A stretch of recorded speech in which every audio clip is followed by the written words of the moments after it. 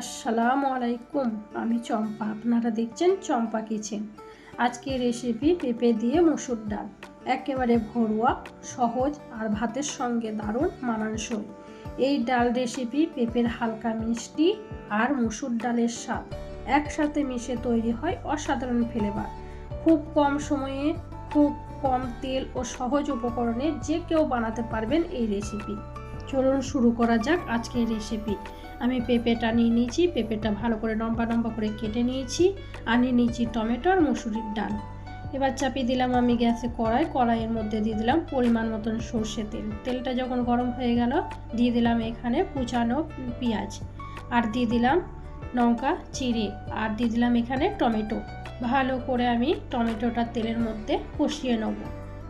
যতক্ষণ না এরকম ভাজা ভাজা হবে ততক্ষণ অবধি আমি নাড়াচাড়া করে নিলাম। নিয়ে দিয়ে দিলাম এখানে 1 চামচ নুন।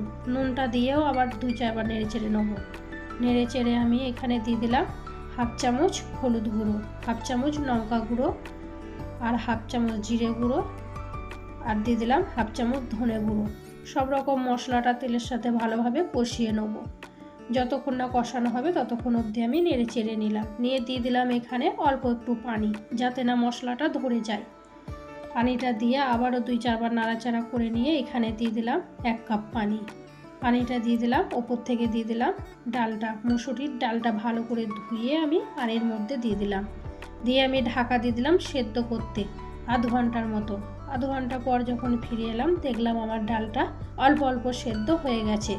ওপর থেকে দিয়ে দিলাম কেটে রাখা পেঁপেটা দিয়ে ভালো করে নেড়ে চেড়ে আমি এখানে আর একটু পানি দিয়ে দিলাম। নিয়ে দিয়ে দিলাম এখানে ঢাকা 15 থেকে 20 মিনিটের জন্য, পেঁপেটা সেদ্ধ করার জন্য। 15 মিনিট পর যখন আমি ফিরে এলাম দেখলাম আমার পেঁপেটা নরম হতে শুরু করেছে। এবার ডালটা একদম সুন্দর ফুটে উঠবে। অল্প মশলা দিয়েই কত সুন্দর রং আর ঘ্রাণ বেরোচ্ছে। এবার ভালো করে মিশিয়ে একটু ঢেকে রেখে দিচ্ছি। এটাই আসল টেস্ট আনবে।